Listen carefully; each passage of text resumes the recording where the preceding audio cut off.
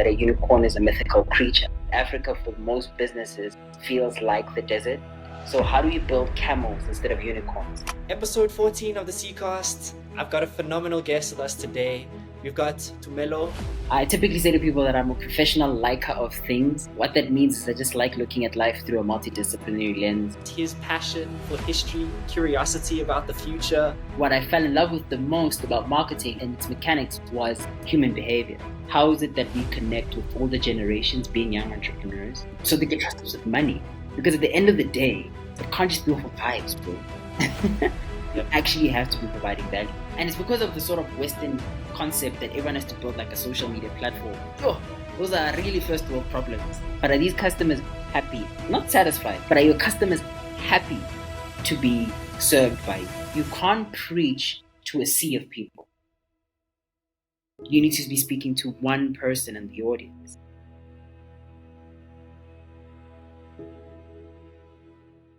Hey, I'm Josh Dillon. So, first of all, I just wanted to thank you for taking the time to watch this episode. Before we jump into the next podcast, I just want to take a quick moment to explain to you why we started the CreatorCast. 4 years ago, I founded a company with the goal of connecting Africa to the digital economy and the world to Africa. Over time, we realized that this challenge was a lot greater than what we had expected. In order for us to achieve this vision, it required something extremely important: community. It takes a village. That's why we started the CreatorCast, to create a space where we can interview and profile the members of our community and share how they are connecting themselves to the economy and others too. So that's how the CreatorCast became a thing. We made this podcast with the hope of illuminating what is possible for our people and inspiring you to join the African wave yourself. So I'm going to tell you a little bit more about what this vision is, but I'm going to tell you at the end of the podcast, and I'm going to let you know how you can get involved too. Until then, let's hop onto the wave. Let's start this journey of elevating Africa. It's a pleasure having you here. Let's get into it.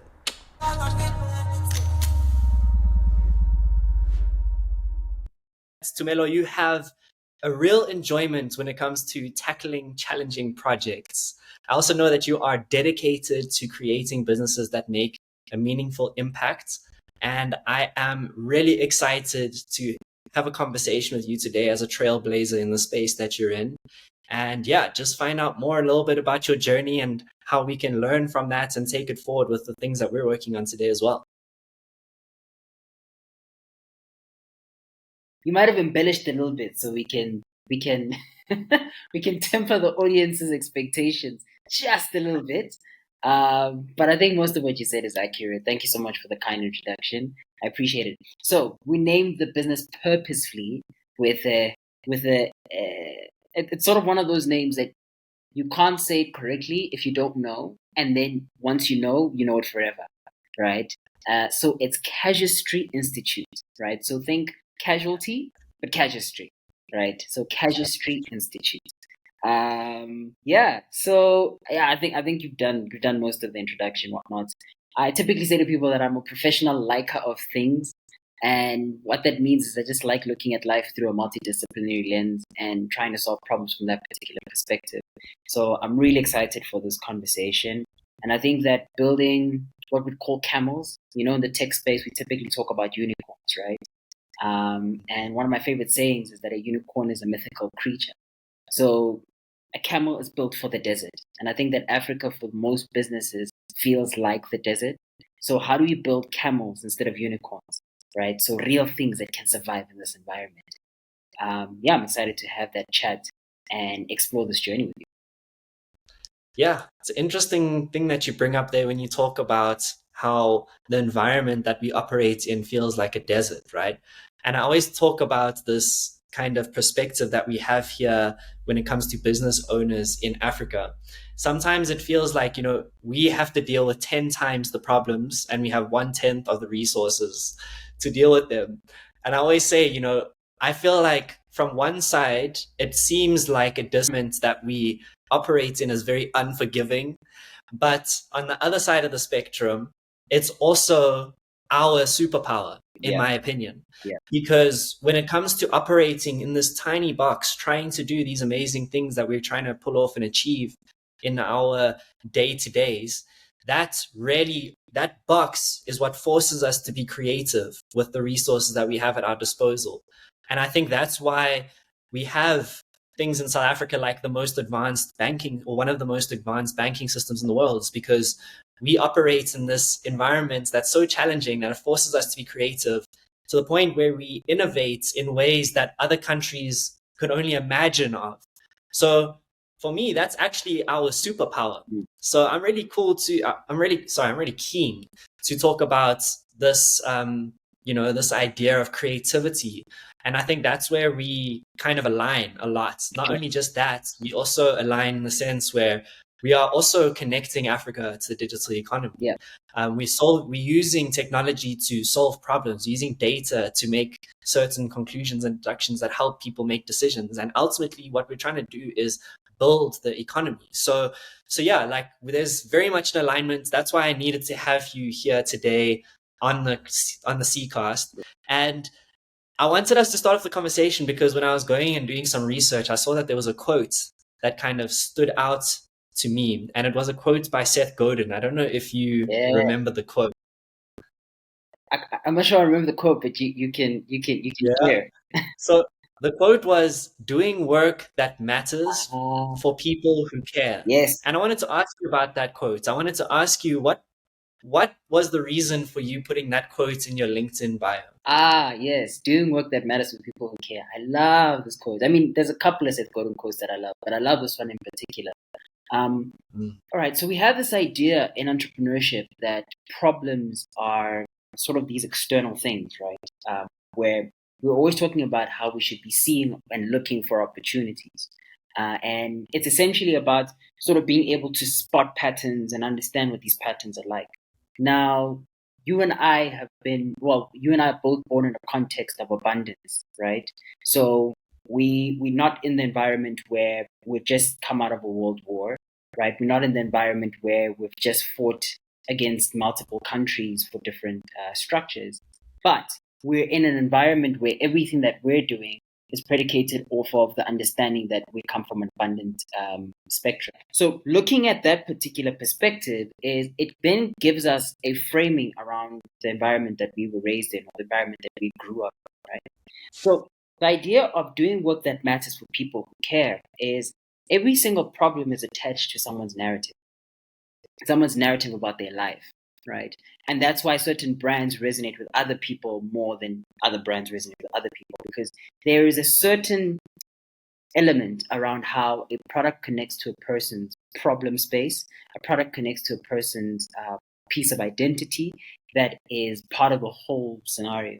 So do things that matter for people who care is essentially understanding that in whatever spectrum and scenario you're doing, there needs to be a person that is concerned about it on the other end. I was having a chat with a client earlier on, and they're conceptualizing some sort of Black Friday special for some of their media stuff, right? And I asked her, I'm like, who are we talking to? And she said we're talking to agencies and brands. I'm like, no, that's not the question. The question is, who is the individual that we're speaking to, right? And it's more akin to a job title, someone who has a KPI aligned with whatever service solution offering that they're putting out, right? And it's this idea that you can't preach to a sea of people, right? You need to be speaking to one person in the audience.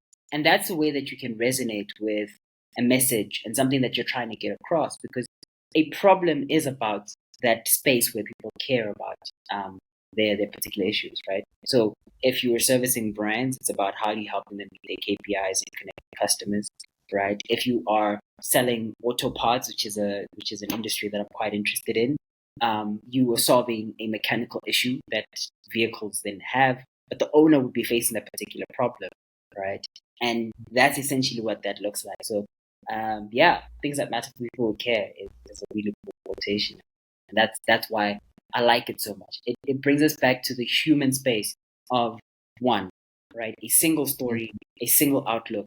And from that, if you're able to find many of those single individuals, you'll have a much greater part than a sea of general people on that particular end. Yeah. Yeah, I love that perspective. It's focusing on that individual. And I think that's so important because if you're able to connect with people on an individual level, you're able to forge these connections that actually have meaning. And that meaning makes people feel something. And at the end of the day, people make choices based on how they feel 100%. about things. And this is something that's been proven over and over again through various psychological studies. Yes, sir. People make choices off of how they feel. So yeah, very important. Talking about that one-on-one engagement and focusing on individual in terms of who they are, this is your show today. Like, this is your show. This is about you. Normally, when I speak to people on the C.Cast, I always like to go back a little bit just to kind of find out the context of where you operate today from. And then we kind of go on a journey and eventually land up finding ourselves at the end of that journey in terms of what's next and what we can expect in the future. And we kind of touched on that in the introduction, which I'm really excited about because I know you've got a lot of interesting opinions when it comes to AI. But I wanted to ask you, how did Casuistry start? I saw that this isn't your first rodeo, if I'm correct, right? No. So can we go back maybe before Casuistry? Yeah. Maybe a young Tumelo. How does young Tumelo find himself walking down the entrepreneurial journey? Oh, I see. It's that type of show. All right, cool. Where to start in the story? All right, cool. So Casuistry was an iteration and is an iterative part of the process, right? Of the broader and bigger picture of what it is that we're trying to accomplish. So it's a leg in the race and isn't the complete, nor is it the final destination. So starting, I guess, way back would be, all right, I was someone who had lots of various interests in life, right? So from high school, it was, I guess, trying to identify which industry would best suit my personality, my interests, and what I call my raw talents, right? And I always enjoyed speaking. So from when I was young, all the way through to sort of high school, university level, speaking is something that I was quite drawn to. But more so speaking for the purposes of convincing people of an idea. So, for example, as soon as I discovered something called a discursive essay. I'm not sure if you remember that in English, right? Argumentative essay. That's ringing bells. Discursive essay. That's ringing bells. Remind me, please. Yeah, so discursive essay just means you take a topic and you basically argue a point of view, right? On that particular end. So the minute I discovered discursive essays, that's all I did in high school. Never did a narrative. So narratives was sort of like the story. One day. You remember everyone had this whole trope around at the end of the narrative essay, it was all a dream, right? Remember, everyone had that sort of pattern. So when I discovered discursive essays, that's all I did, right? I always thought about what is the best way to try to convince someone, and that someone would have been my teacher, of my point of view, right? And it's something I think I did pretty well at, particularly in that particular space. And having come from a drama and an acting, singing sort of performance background, it was also just understanding that there's a performative element around business, but I wasn't able to marry these two things, right? Holistically. So I then engaged on sort of trying to understand what I wanted to do initially, as all debating students would think at some point in time in their lives that they want to become lawyers, right? So I was like, I'm going to be a lawyer. Found out what it really entailed, and I was like, nope, no way. I was like, I'm not going to do that much reading only to not go to court. I love the way, like, as you're speaking, I'm just thinking about, because what I did, because I also was very much into debating and kind of like talking about, well, convincing people. I don't know where that came from, but I don't know. Anyways, I remember I job shadowed a lawyer once. And I went to court with them, and she was a part of the NPA. Okay.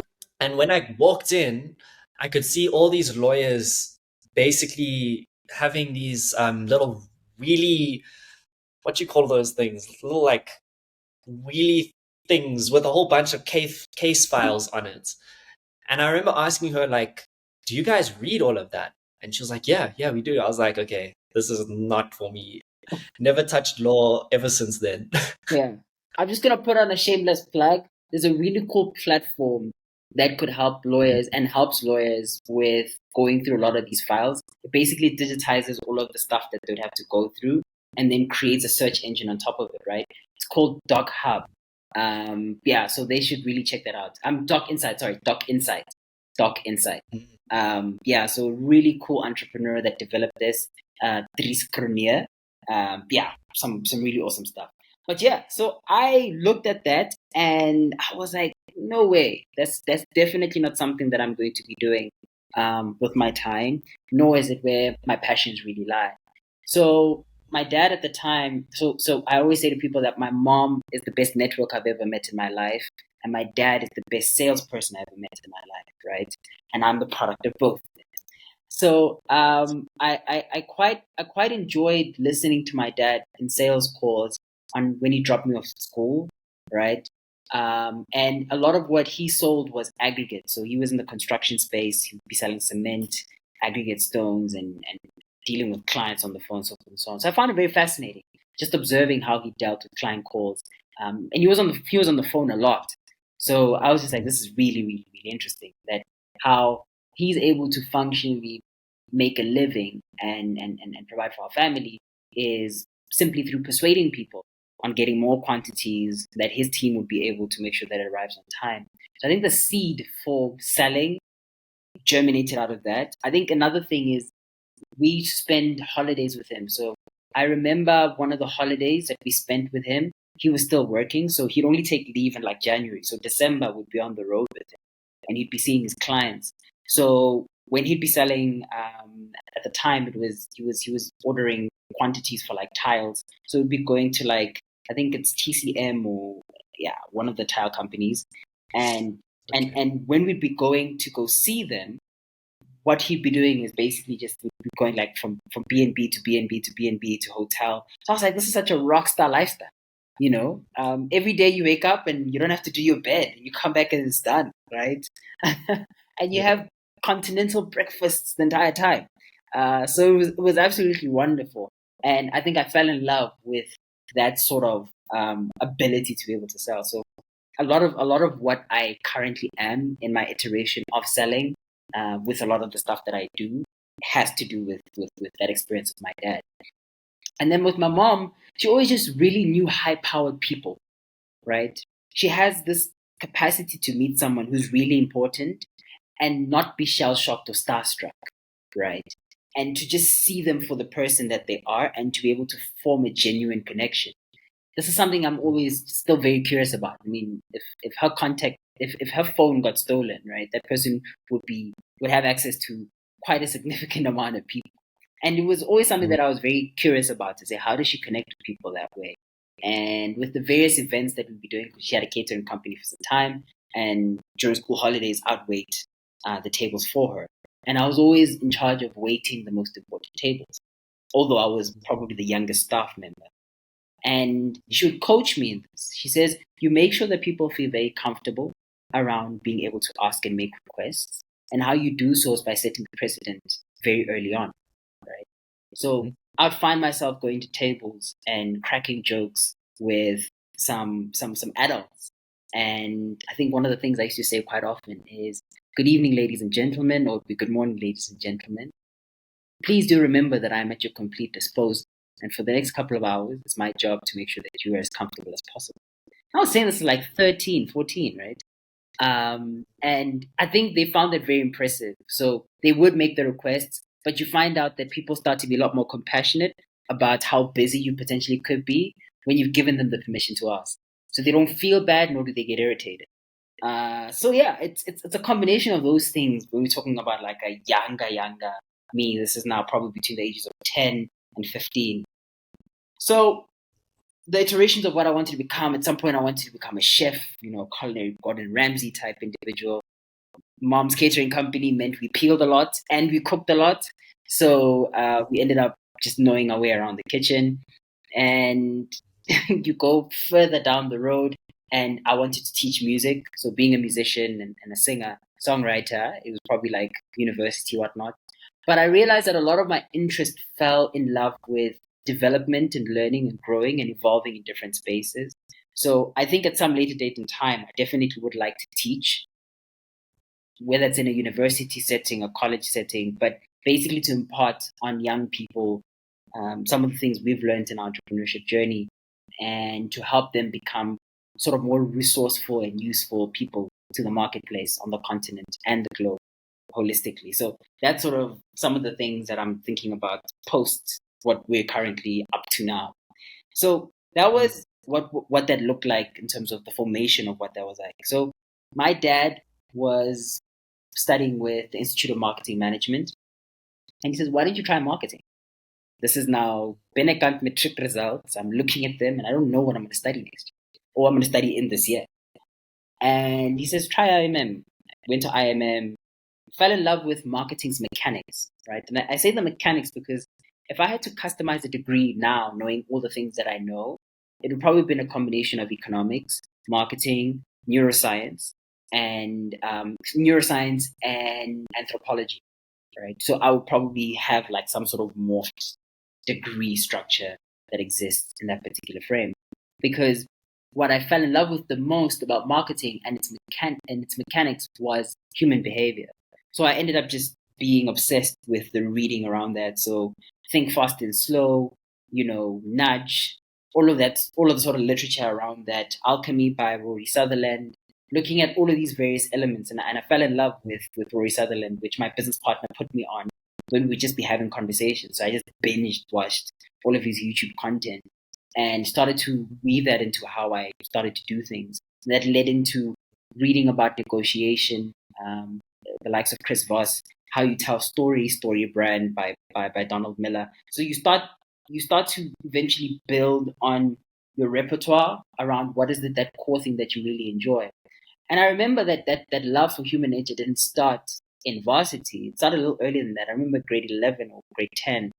I had a book which spoke about body language psychology.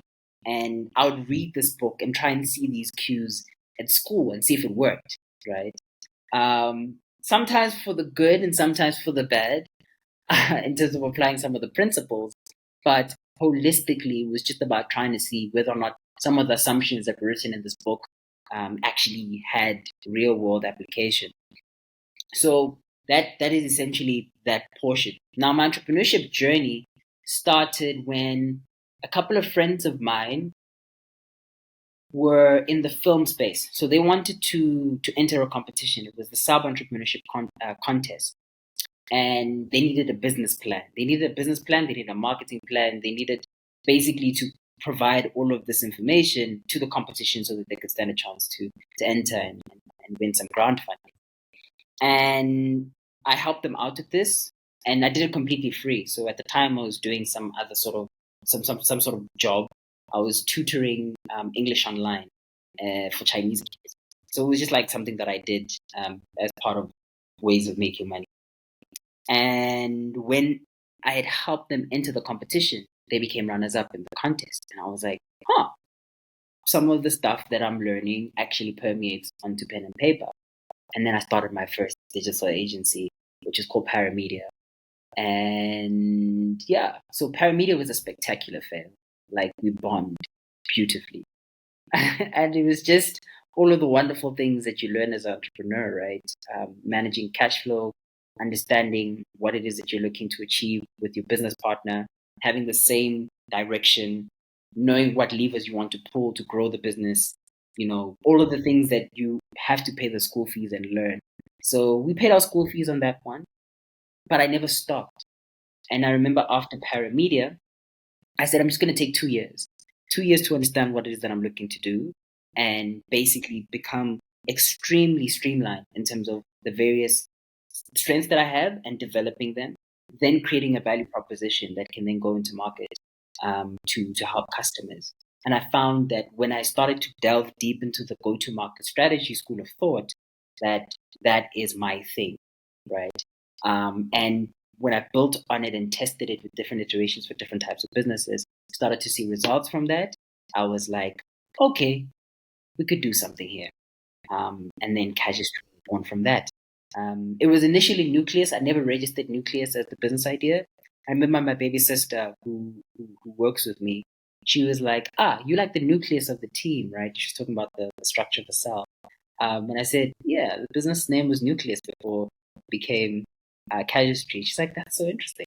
And she hadn't known that the business name was Nucleus. She's a little bit of a science nerd on that particular one. So yeah, that's how Casuistry came about. In between, there were like a couple of ventures that we tried out. I remember we wanted to create a virtual ISP. My current business partner and I were working on that. We paid a ton of school fees on that too. So yeah, it was just like a lot of experimentation. And I think my mindset very much has been that if in our formative years we have a lot of energy to go clubbing, to go partying, you know what I mean, and still wake up in the morning and go to work or go to school and be functional, if you redirected that energy for the most part into trying to grow and develop whatever future you envision for yourself, you can only imagine what outcomes you can have, because you almost have an inexhaustible tap of energy, right, that you can tap into. Your body hasn't caught up to the fact that you need a certain amount of hours of sleep, so forth and so on. So I think it was a large part of what we did for the most part, and it helped us understand the African landscape. It also helped us understand generational nuances, which I'll speak to later. You know, how is it that we connect with all the generations being young entrepreneurs? How do we read the room to make sure that we're connecting with them so they can trust us with money? Because at the end of the day, whatever the client is trying to get out of as an outcome is, it can't just be off of vibes, bro. You actually have to be providing value. So that is essentially how we came to Casuistry. A lot of stumbling along the way, but also a lot of intentional development. You've got to fall off the bicycle a few times in order to learn how to pedal without training wheels, right? So yeah, it's a process that you have to go through. And as you've gone through each step of that process, there's a common thread that I keep seeing there. And I think it ties in very closely with communication and also the human element and being able to connect. Because if you think about communication, what is the purpose of communication? The purpose of the communication is to connect with other individuals, to share ideas, to share perspectives, to learn, to grow, to love, whatever you want to call it. So that connection element is something that I'm seeing come up a lot. And it's very interesting because that communication element was very visible through all the different steps that you mentioned, right?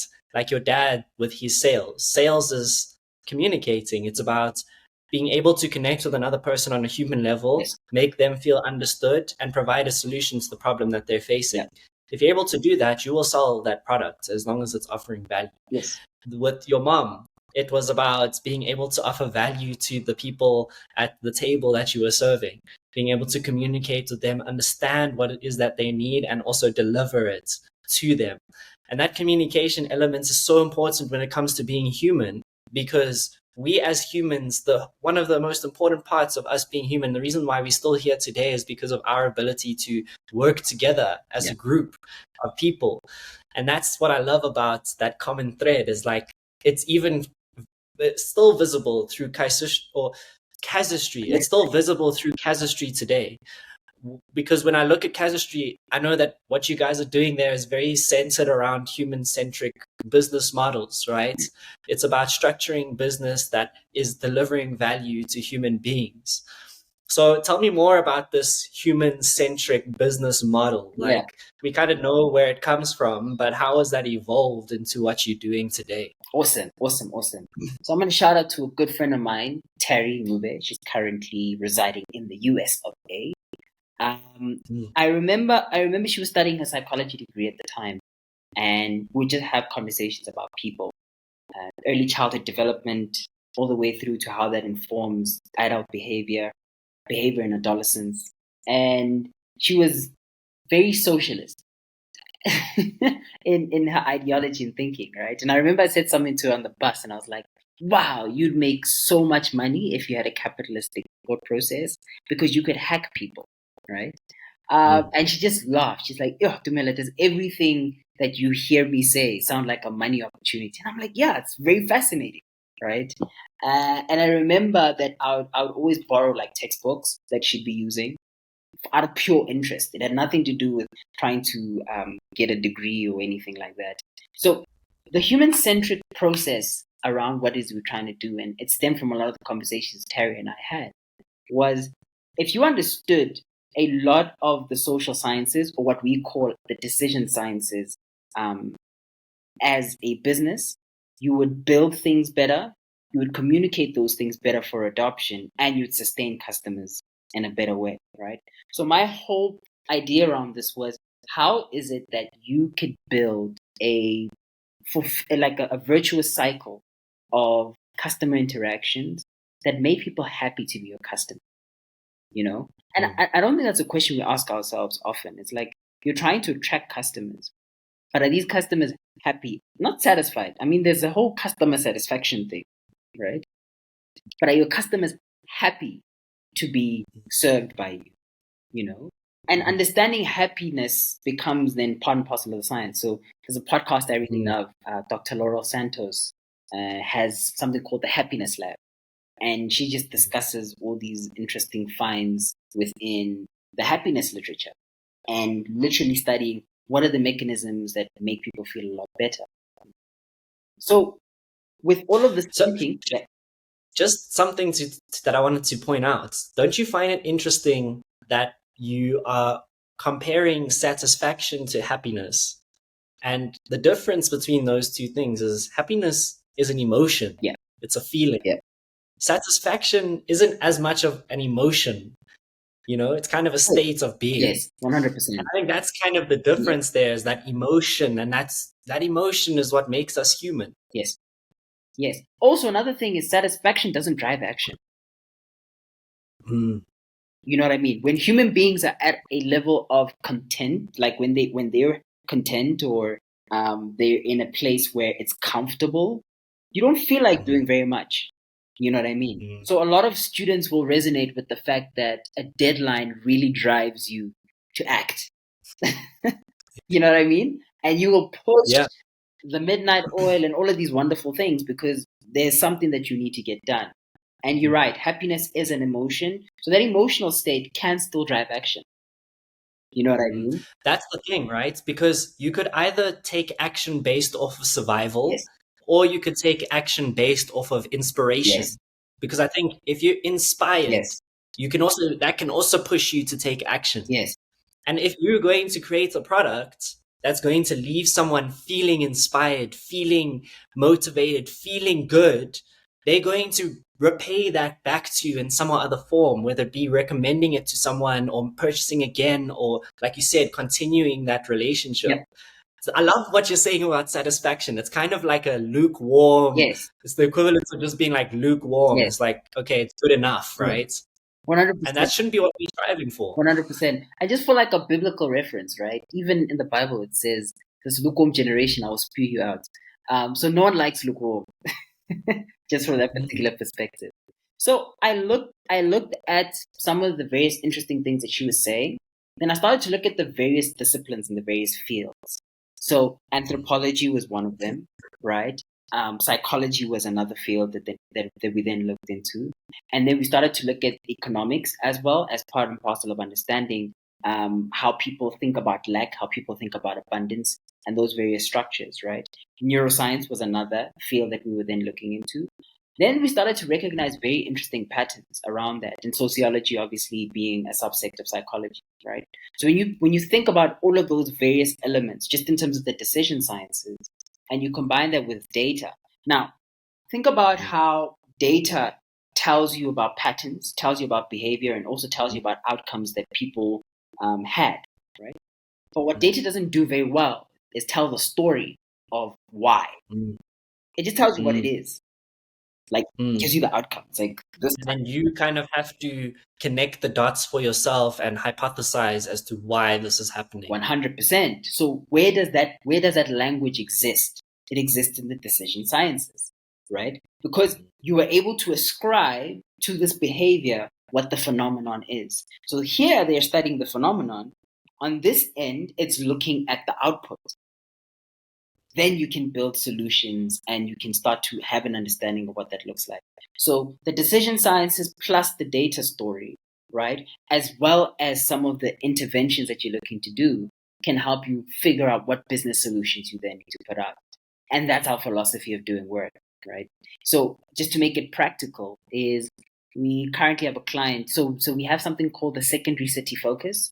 And what the secondary city focus is looking at places that are primed for growth outside of the major metropolitan areas. So this would be outside of Joburg, Cape Town, Durban. So if you had to think about what are some of the places that actually could interconnect the country and also have a new sort of economic boom. And that's something that we look at. And it's typically outside of the province or outside of Gauteng as a province. And we're finding very interesting things where people who have traditionally spent a lot of time in Gauteng are going back home, building stuff. People are looking to find ways to build businesses within that particular area, create centers of economic growth for themselves, because you start to have an understanding. So wait a minute, I go to Joburg to work, but my family has a farm. Why don't I build a supermarket?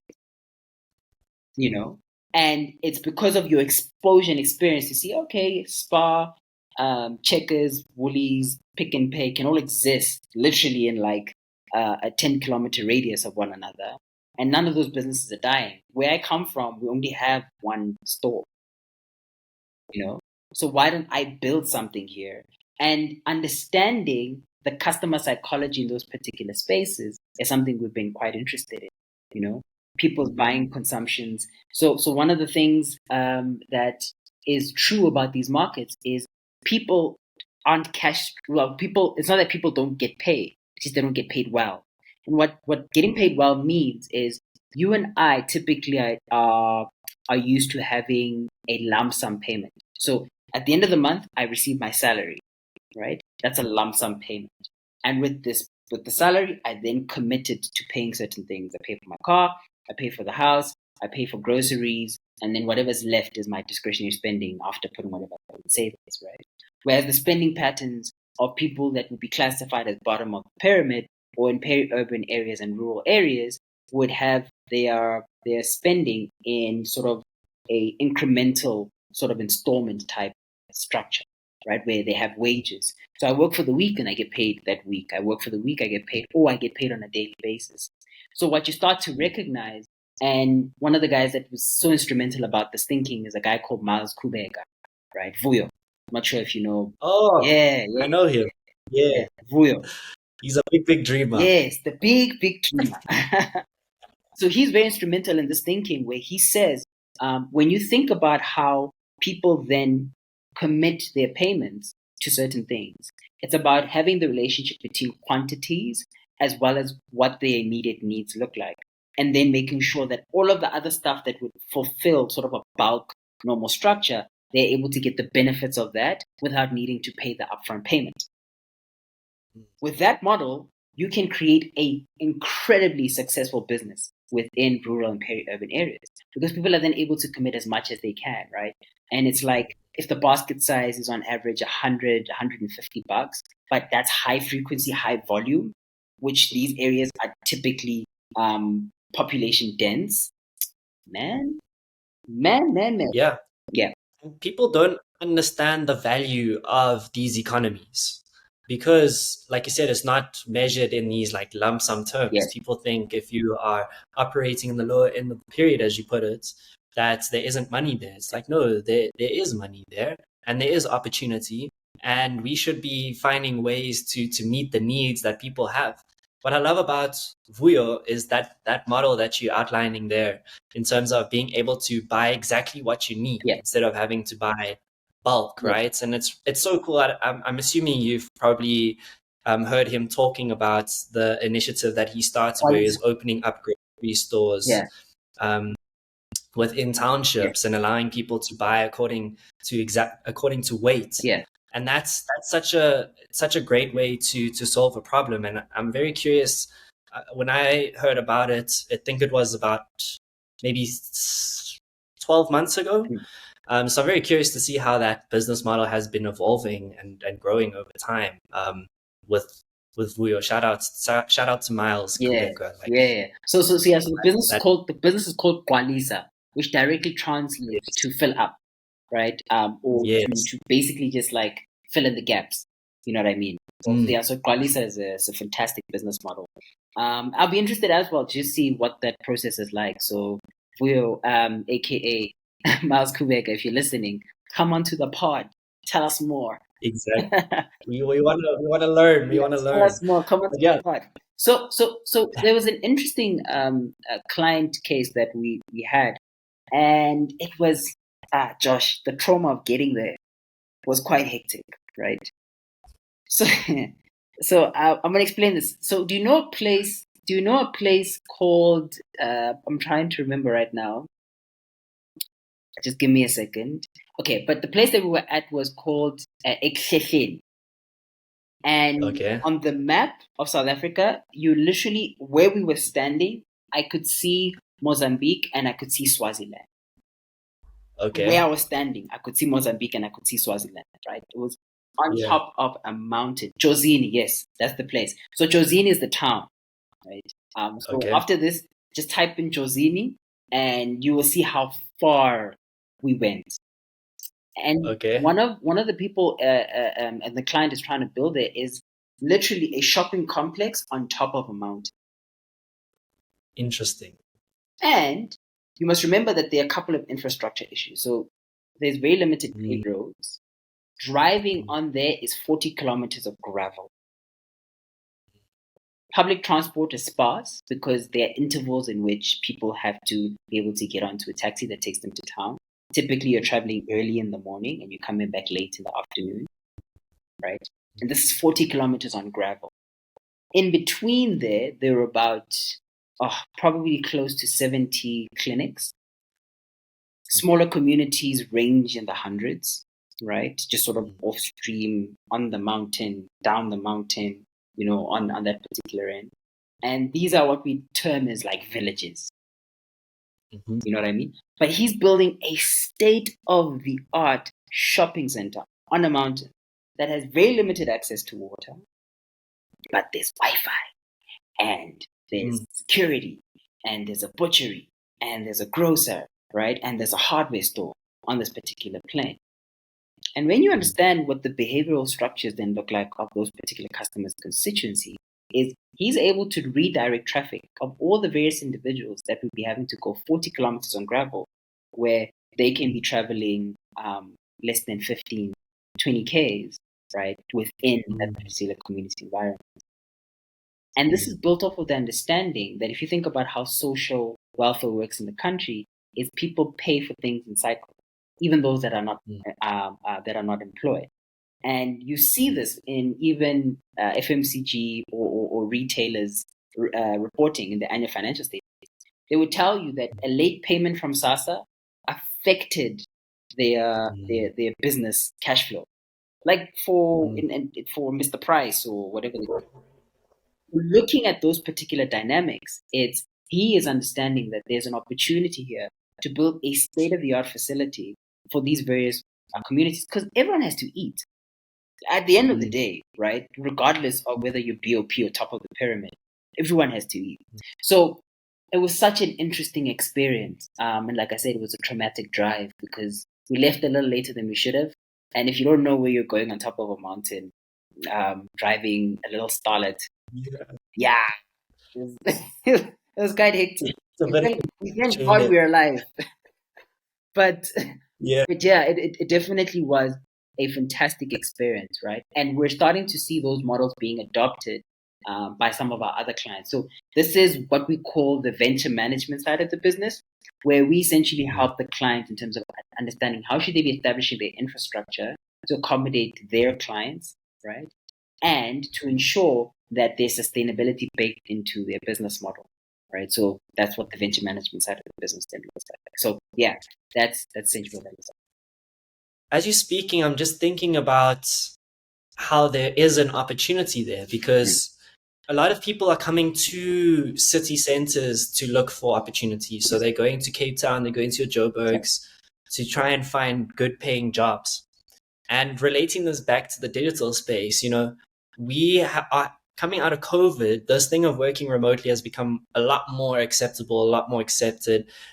As a young person who has access to a laptop and has access to an internet connection, it's very much possible for me to spend time on LinkedIn and eventually obtaining a client based in the UK and working from wherever I want to work. Yeah. As long as I'm getting paid and I'm able to afford my living expenses, I can move wherever as long as I have internet connection and a computer.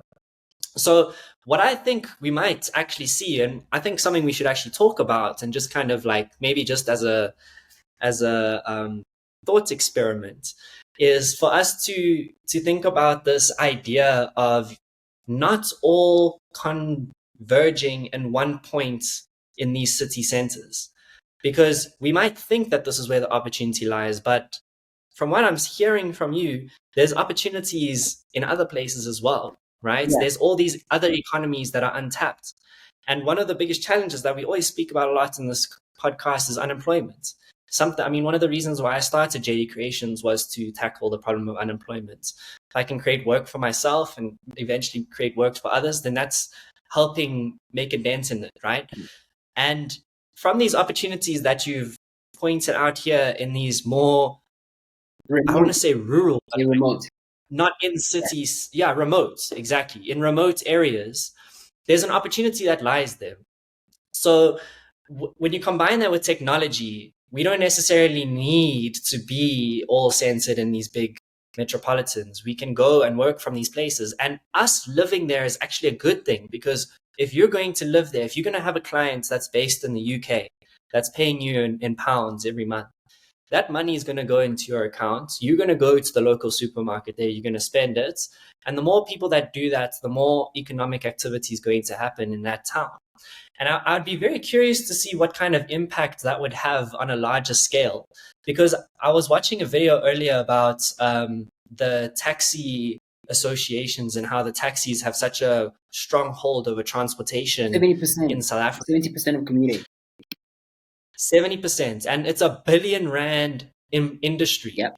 And I think a lot of these challenges that we have because in my opinion, the taxi industry is kind of holding back innovation in a way. If we could be using trains, if we could be using buses, that can bring down the cost of transport, which can help people, it can help give people more disposable income, which can help, grow other businesses. They can spend that money on other things. So I'm trying to think, maybe we can go down this path together. Sure. But a lot of the challenges that we have, I think, do come from the fact that we have these systems that are so deeply ingrained in these bigger metropolitans. I'd be very curious to see if us maybe moving to more remote areas and building these smaller economies that are more sparse across the country might actually help us break these systems that are so deeply entrenched in our society. It's just a thought that was coming to my head. I don't know what your thoughts are. Yeah, so very, very interesting segue, man. And I'm looking forward for us to get into this rabbit hole for a bit. So one of the things that you raised is there's so much opportunity, and it comes from a mindset of abundance, right? I've seen this. There's a global world. I could be a developer and I could work for Amazon, right? Being based here in South Africa. I could be an accountant. One thing. Yeah. When you're speaking about abundance, I think we understand that mindset. Yeah. But another reason why we started this podcast is to make people aware of the fact that you can do this too. You can be a software engineer. You can learn these things that you're talking about. You can also get a client in the UK. It's possible for you, because I think a lot of people haven't yet unlocked that. We've had, I don't know about you, but I've had the privilege of being able to travel abroad and see what there is across the world. That helps me shift my mindset in that way. A lot of people are coming from a place of, being beaten down by load shedding, crime, corruption, poverty every day. So I just want to take a moment to say, if you're listening to this, these things are very much possible for you. And I hope that we can inspire something in you to explore that, because you can do it. Anyway, sorry for interrupting you, but I just needed to bring that point up, because a lot of people I don't think a lot of people understand the whole abundance mindset thing. Yeah. Maybe you would be able to explain it a bit more from your perspective as well. Sure. So the link that I'm trying to make around why our context isn't the general lived experience of South Africans, and what is it that we potentially could do from an information perspective, but even when going into building businesses in these environments, right? So if you think about what abundance looks like, is you have an understanding that there's an inexhaustible, right, resource that exists, and there's inexhaustible opportunities. So your thought process is anything is possible. And from what you're seeing that, oh my goodness, they just closed the seed round of $400 million. And they just closed the seed round of you're seeing that there's an endless amount of money that exists, for example, because you've exposure with the numbers and you're just like, whoa, $400 million, someone can't even conceptualize how many zeros that is, right? That because of the limitations that they've set, and like you're saying, someone being beat down by load shedding. So I'm going to discuss something that as we were talking, I just wrote it down, right? We discussed like, what is the sort of MBA for someone that's trying to get into the sort of mindset that might be coming from a background that isn't as privileged, right? Or it's coming from a background that doesn't allow for them to see all of these various opportunities, right? The first thing is motivation. Now, you spoke about the taxi industry and how they're potentially holding back innovation. The motivation for any taxi owner is entrepreneurial, right? I want to maximize profits and ensure that I keep my costs down so that I can create a business that has a strong cash flow. They are entrepreneurs like everybody else, and they are looking at the numbers to make sure that they make sense. So the motivational element for innovating isn't an affecting element around the economics of things. So if I came with a solution that said to you, I will make the cost of running your vehicle lower, right? Then they are motivated to say, okay, let me hear out what the solution is. I have a solution that can make your operation more profitable. And they're like, okay, let me hear you out in terms of what this is. And I'm not talking about theory. So my uncle works within the taxi space, and he's built an application and is working within that particular space that's been written about in academia, so forth and so on, around how to help solve this routing issue that they might face within their environment, right? And he named it so aptly After Robot at the time. I'm not sure what the name is right now, but After Robot is such a beautiful name. Absolutely beautiful name, right? Because that's essentially what people say when they want to stop immediately after robot. So that's sort of innovation in that particular space. And we're seeing Sebenza Wi-Fi and all of these different businesses come into the structure. Let's innovate within the space as well. An agency called Motherland Omni also has something called Omnify, which works within the taxi space as well for commuters. So there's a lot of opportunities and growth. And the taxi associations are very welcoming of business growth in that particular space. This thought process that they are these tyrants that don't want to grow or don't have innovative mindsets is not true, because they're entrepreneurs at the heart of it. And that speaks to that motivation element, right? And then the B in MBA would then be bridges. So if we're saying that we want people to have an understanding of this abundance mindset, the bridges that we need to build is linking them to what they know. So if I come from a farming town, it's easier for me to understand agri-tech than it is for me to go from agri-tech to develop. I mean, from farmer to developer. You know what I mean? Because I need to see what the output, what it is I'll be developing on that particular end. So if you introduce me to agri-tech, me understanding the mechanisms to say, oh, I can have a development degree that can help me build solutions that helps my dad's farm to be more efficient. That's something that I want to do. Understand? But you just say computer science for computer science sake. And it's because of the sort of Western concept that everyone has to build like a social media platform. And it's like, those are really first world problems if you really think about it, right? And social media platforms are great because they helped us connect. And I mean, you and I have met online and all of these various things. So they're great. Don't get me wrong.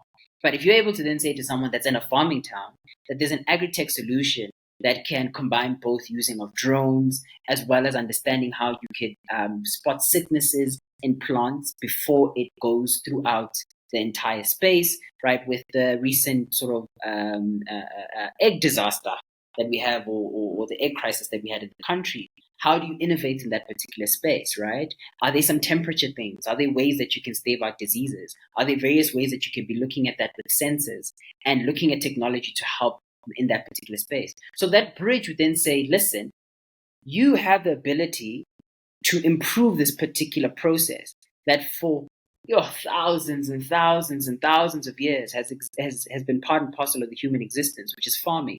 Here are some of the mechanisms that you could use to do that.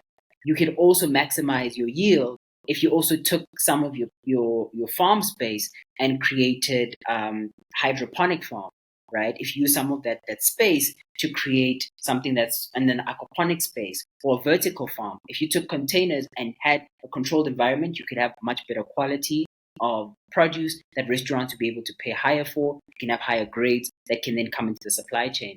And I just want to shout out Caritas from Kula. They just closed off a round with PepsiCo this week. Fantastic stuff. He's a testament to that. Someone that saw a problem. I mean, the first delivery that he did, he said he saw a problem. He said there are smallholder farmers, right, that are making or that are producing vegetables and that sort of thing. They don't have links to market, and when they do have middlemen distributors, they then get ripped off. This is how do I create a platform that allows for smallholder farmers to basically get into formal supply chains of the Pick and Pays and the Checkers and so forth and so on. And you created a platform that allowed for that. It eventually became this huge thing, right? Where now people buy fertilizer on it. They buy this and that and that. And it's like this entire marketplace plus. Do you understand? And he found that lane. And I remember him, he always tells a story about how the first delivery that he made was like in the back of his Polo or whatever car he was driving at the time, right? And he just strategically parked behind these really big trucks that were coming to deliver stuff so that they think he was coming out of one of those. So you look at that and it's like he spotted an opportunity in the agri-tech space and then innovated on that particular perspective. And now he's been recognized by a global FMCG. You know what I mean? PepsiCo to say, we want to invest in what you're doing and help you scale across the continent, across the world and in developing markets, right? So that is sort of that abundance mindset, but it's building that bridge from I am a child of a farmer to let me then get into agri-tech, right? Then the next thing is agency. If there's one thing that I don't enjoy is when we go into these spaces, we feel we know their problems better than they do, even though they live out their problems. Mm-hmm. So agency is one of those things where we have to say to people that, listen, you have a duty and a responsibility to yourself. And you understand this and you inherently know this and you deep down inside, you know that you want better for yourself. So let us workshop the problem sets that you are having. See, South Africa has something called special economic zones. And special economic zones then focus on different parts of the economy. So in the automotive sector, a special economic zone would then say, we're looking to have suppliers of tires, looking to have suppliers of aftermarket parts and so forth and so on to supplement or to supply for the automotive sector that exists in the country, right? We have assembly plants for BMW, Mercedes-Benz, Ford, Toyota, Chrysler, across the country, right? But a lot of people wouldn't know about these things. Also, it's about seeing what is the innovation structure that can exist from that particular point on, right? People that go out of motor plan, what are some of the coverages that you can then have in place for that? Thinking just sort of strategically around those particular structures and then having an understanding of what we're trying to do. So the agency would then say, and if we were talking to the government as it currently stands, right? As people that are just looking to provide a solution without any criticism, I would say that there are different parts of the country that are poised to do certain things. Johannesburg and Pretoria as sort of a hub, it's so unlike, it's not conducive for development and growth. If you think about major cities in the world, they all have a port. Right? It's like you immediately in the major city where there's the hub of economic whatnot. We're inland, man. You know what I mean? Everything has to come from the ports and come here. And then they have to, you know what I mean? And that's one of the things where we have to say, people that are strategically positioned across the ports. And I mean, Transnet as an organization does some fantastic work. We just don't know about these things, Josh. And we don't read about them. We're just like, government, what. And it's like, no, let's read up about what are the opportunities that exist, right? Where should I be headquartering my business that's about producing and exporting?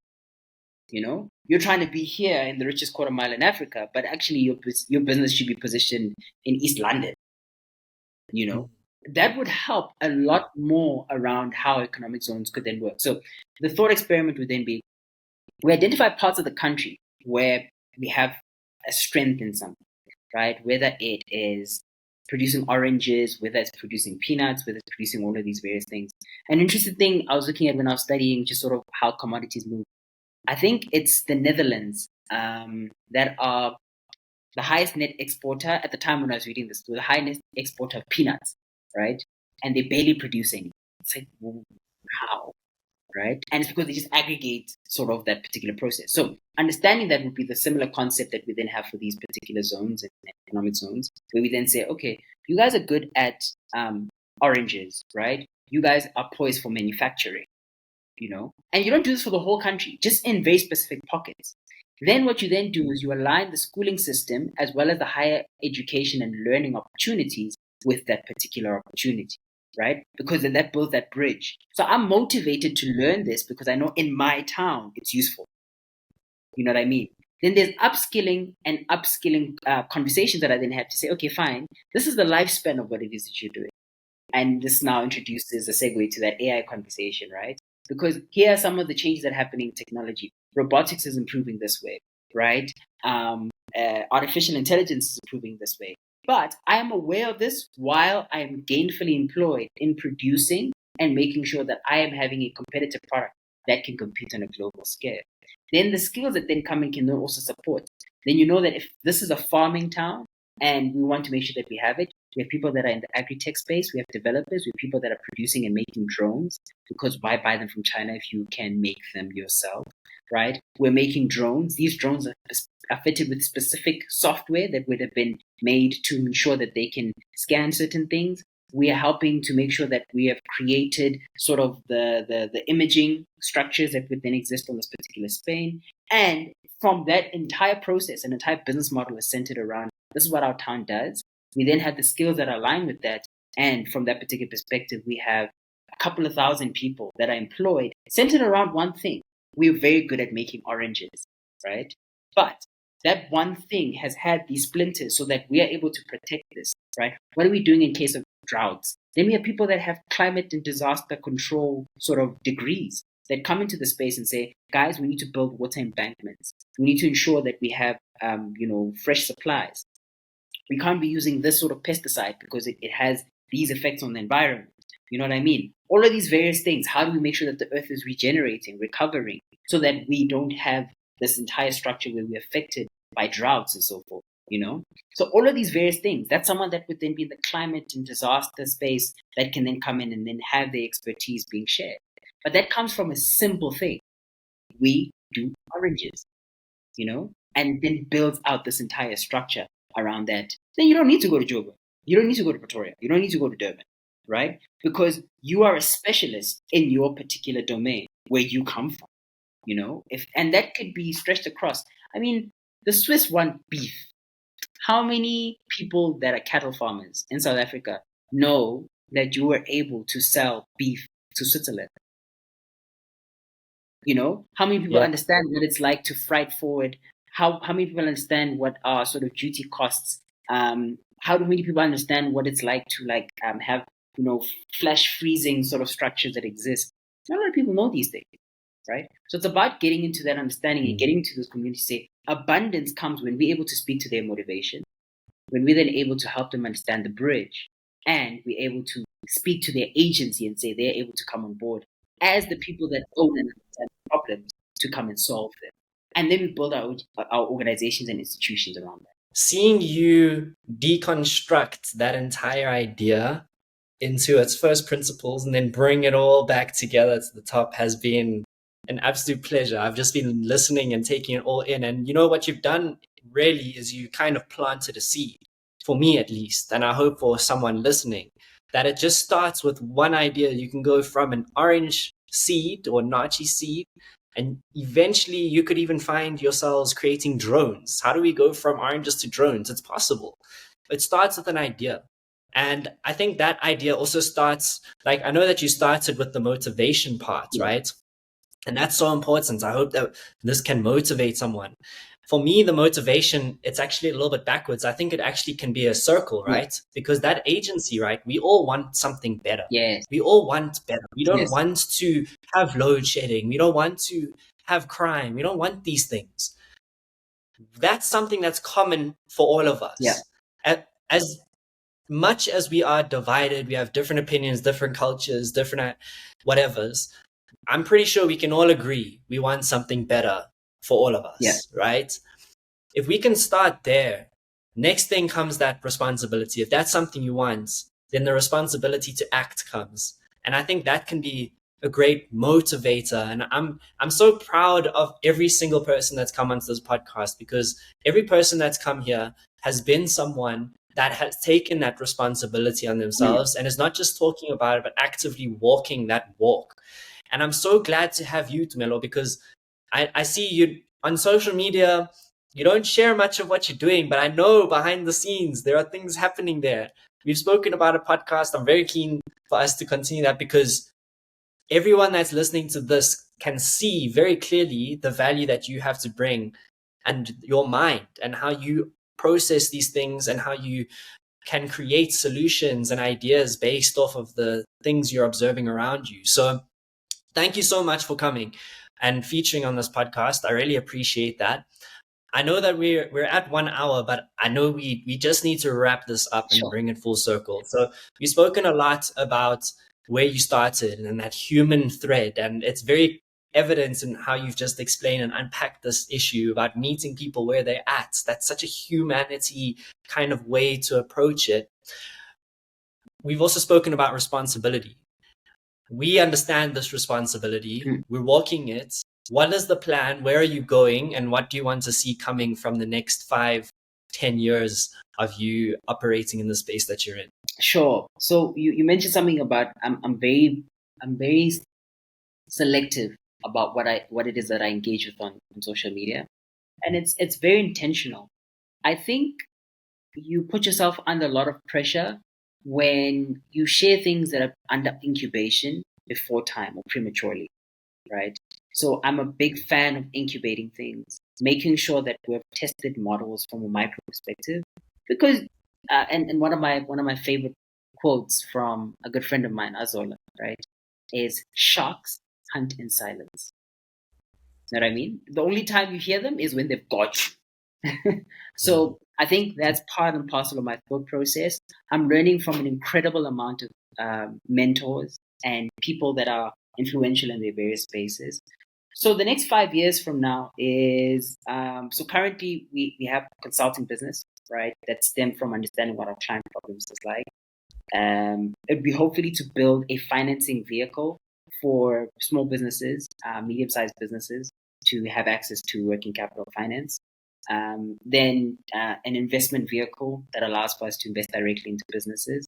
So that's coming into the equation. So all the really smart CSA people and the investment people and all my friends that have been in the startup space for quite some time, I think there's a convergence when their experience, what they've built, and some of the things that they've done is going to come into a serious structure that allows for us to invest in businesses holistically. Nothing hectic from like pension funds or anything like that for the time being, but having an understanding of people that have walked this road, supporting people that are also walking this road would be absolutely great.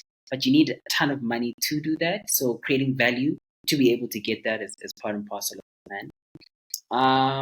And I just really hope to be, from a personal note, right, getting engaged in December. So that's quite an exciting part. So I hope to be a very, very good husband over the course of the next 5 years and beyond. And I think also just from another personal note, to make sure that however long I have to live, the day that I meet my maker, right, the day that I meet God, I'm able to say, hey, Chief, I put in that work, right? I tried. And I made sure that every single gift and talent you gave me, I gave it back to your children, you know. So to be the very best version that Christ would have me be, is something that I'm looking at. So yeah, man, those are the plans. And like I said, it's a journey, right? We exist on a continuum. It's not necessarily from point A to B. So this is iteration number, I don't know. But there are going to be several more iterations, and I'm excited to take this journey with you as well, as a good dear friend and brother. And just to appreciate you, I know we're wrapping up. This is a fantastic platform. I really enjoy the speakers that come on. Shout out to Tulani Masebenza for having been on the platform as well, who's a good friend of ours. And you're building something extremely beautiful, man. And I just want to encourage you to continue doing it to help shape that abundance mindset, right? And I mean, from what we've discussed today, people can walk away with the MBA, right? Motivation, bridges, and agency, that we're able to help people within these communities that need what we're talking about the most. So thank you so much for having me. And yeah, I look forward to seeing what you have in store for the next time. Tumelo, this is your show today, and you completely owned it. And I appreciate you endlessly. Thank you so much. Thanks so much, brother. To anyone listening, where can they reach you if they want to get in touch? I'm really keen to see something come out of this. So if anyone wants to get in touch with you, where can they find you? Sure. So like LinkedIn is ideally a good platform. So Tumelo Mphirima. I think in this episode, somewhere my name and surname will be spelled. There's not a lot of Mphirimas, Tumelos in that instance. So I'm quite easy to find on LinkedIn. So Tumelo Mphirima, Casuistry Institute. We don't post a lot on our page, but that's going to change sometime soon. But yeah, Casuistry Institute, you can follow our page on LinkedIn as well. Don't have much other social media. I do have an Instagram thing, but that's a music related something. So if it's for business, LinkedIn. If you're curious to see what I do from a music perspective, you can follow me on Instagram. I think the tag is JShur. We'll probably add it into the thing as well. .rm, something like that. And yeah, you can see some of the stuff there as well. But yeah, LinkedIn predominantly, and I am very, very open to having those sort of conversations. Thank you so much, Tumelo. That's episode 14 of the C.Cast. It's been an absolute pleasure. We'll see you next time.